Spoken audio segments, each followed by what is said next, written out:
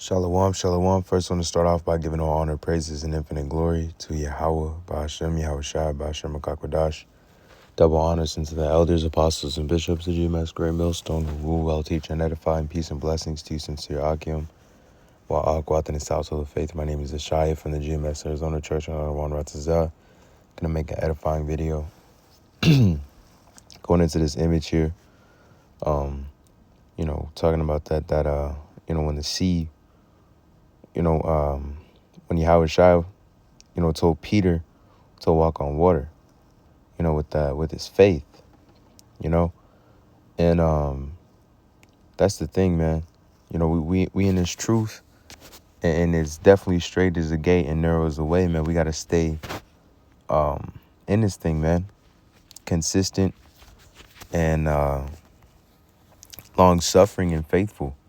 This is Matthew chapter 17 and verse 13. It says, "Enter ye at the straight gate, for wide is the gate and broad is the way that leadeth to destruction, and many there be which go in thereat.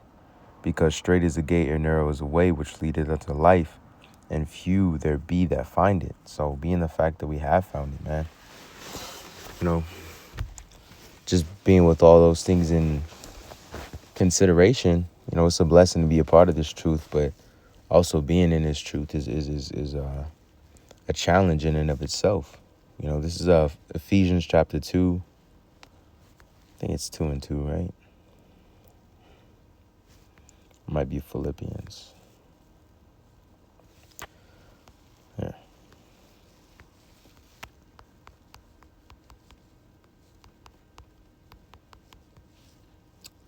Oh, James, Salakia. This is James chapter 1 and verse 2. It says, "My brethren, count it all joy when you fall into diverse temptations, knowing this, that the trying of your faith worketh patience. But let patience have her perfect work, that you may be perfect and entire, wanting nothing." And that's the thing in this truth, man. We got to be patient. The scriptures say, "He that endured to the end shall be saved." And getting that part when Peter walked.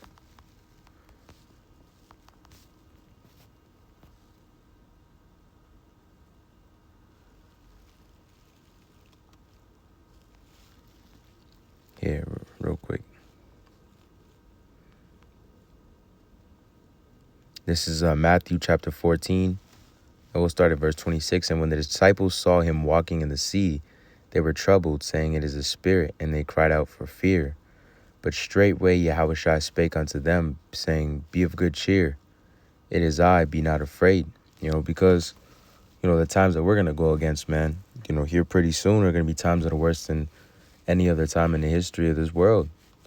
Worse than the transatlantic slave trade, worse than Antiochus Epiphanes, worse than any time before, the Black Plague, and we're going to need that spirit and power of Yahweh Hashem Yahushua, faith, and courage and wisdom to be able to move without in these days, man. And it says, Peter answered him and said, "Lord, if it be that, be thou, bid me to come unto thee on the water." And he said, "Come." And when Peter was come down out of the ship, he walked on the water to go to Yahweh Shai. And that's the thing, man. That's a beautiful thing that Peter was able to walk on the water, man. That was through faith. That was through the spirit and power of Yahweh Hashem Shai, proving, even then that nothing is impossible before Yahweh Hashem Shai, man. There's going to be moments where brothers are going to get, saved in strange ways. This is Wisdom of Solomon chapter 5 and verse 1. And it reads, "Then shall the righteous man stand in great boldness before the face of such as afflicted him, and make no account of his labors. And when they see it, they shall be troubled with trembling fear, and they shall be amazed at the strangeness of his salvation, so far beyond all that they looked for." That strangeness of our salvation, man. It's not coming by, the Lord isn't going to come back any easier than start, giving hugs and high fives to everybody, man. Our salvation is truly going to be, beautiful and heavenly, and it's going to be, even too much for the mind to perceive. Peter walking on water, how much more, in those times where the Lord's going to come through us for his elect. Bros are just going to completely disappear, ascend, reascend, move around, and the Lord's going to work these miracles in his elect, man. We coming in these times, man, with prophecy closing in, with Esau Edom dragging his feet, and getting to the edge of that plank, we can see that the times are nigh, man. What's that, Romans chapter 13 and 11 or 11 and 13? I think it's 11 and 13. And it reads, 13 and 11. It's Romans chapter 13 and verse 11. It says, "In that knowing the time, that now is high time to wake out of sleep, for now is our salvation nearer than what we believed." And the beautiful thing about that, time to awake out of sleep, being brought into this truth, and during those times, before Yahushua was crucified, he said unto his disciples, "Why sleepest thou? Pray that you enter not into temptation." And that's the type of spirit we got to be in right now, man. Because right around the corner, all hell's about to break loose. We can't be in a sleep state, man. We have to be alert. We have to be on point to the best of our ability, man. Strengthening our faith and trying to get closer to the Lord. This is at 1 Corinthians chapter 15 and 58 spirit, man. I hate when I try to grab the bar and it won't pop up. Okay. Chapter 15 and verse 58. And it says, "Therefore, my beloved brethren, be steadfast, unmovable, always abounding in the work of the Lord. For as much as ye know that our labor is not in vain in the Lord." We're like the scriptures say in 1 Corinthians, the 9th chapter. We be as not those that beateth the air. We understand the times that we're in, man, through the spirit and power of Yahweh Hashem Yahushai. We can see, what's going on. And the Lord has his prophets, the men of the Lord, begin with the elder apostle Tahar on down, coming in with that sound doctrine, man. Telling us like, hey, the mandation of the RFID microchip is right around the corner, man. We in those times where everything's about to just totally burst, and our whole, the world's whole perception of reality is going to be totally shook up, because in their reality, they were living life, they got a white Messiah, living in white America. Babylon can never fall. Their white picket fence, and for them to see, men, the Lord performing miracles in some of his men is going to be like perplexing. This world's in for a great shock, man.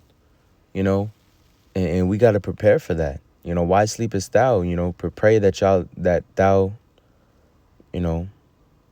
aren't delivered to temptation, roughly paraphrasing. That's the type of spirit we got to exercise in these times. It's lucky if I'm being a broken record, but man, it's heavy. And it says, and he said, "Come." And when Peter was come down out of the ship, he walked on water to go to Yahushua. But when he saw the wind boisterous, he was afraid, and beginning to sink, he cried out, "Lord, save me." And immediately Yahushua stretched forth his hand and caught him, and said unto him, "O thou little of faith, wherefore didst thou doubt?" Wherefore didst thou doubt? So it's just like, man, we're about to have a hellstorm of things coming upon us, man. And it's gonna be hard, for a carnal man to not, for a carnal man, to be able to stand against those things, man. What's that scripture is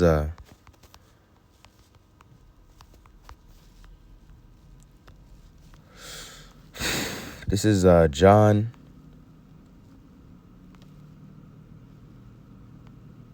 chapter 4 and verse 24. It says, "Yahweh is a spirit, and they that worship him must worship him in spirit and in truth." That's the thing. And the scriptures also say, I think it might be in this chapter, might be in a couple ones later, it says, "And the truth shall set you free." We're not thinking carnally. We're freed from that bondage of carnality. We're now thinking on a spiritual sense, and spiritually being the fact that we will be able to do things that defy the odds. Going back to this picture, man, this is this is going to be the reality, man, of the elect, Lord willing. We be a part of that number. Yahweh Shah is going to perform miracles in them. You know, their strangest is going to be, the strangest of their salvation is going to be bold, man. You know, the Lord is going to deliver, you know, men into chariots, and they're going to be changed in the twinkling of an eye. And when the Lord comes back, he's going to be coming back in glory, in power, in authority. You know, he came here, you know, humbly.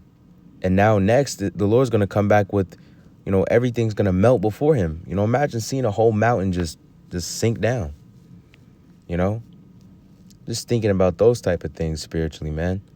You know, and that's, Lord willing, this is edifying in a sense of, you know, staying on and holding on to this faith. You know, all this is around the corner. And with all that being said, I pray this lesson was edifying. I want to lastly give all honor, praise, and infinite glory to Yahweh, Ba'ashem Yahushua, Ba'ashem Chak Wadash, Shalom.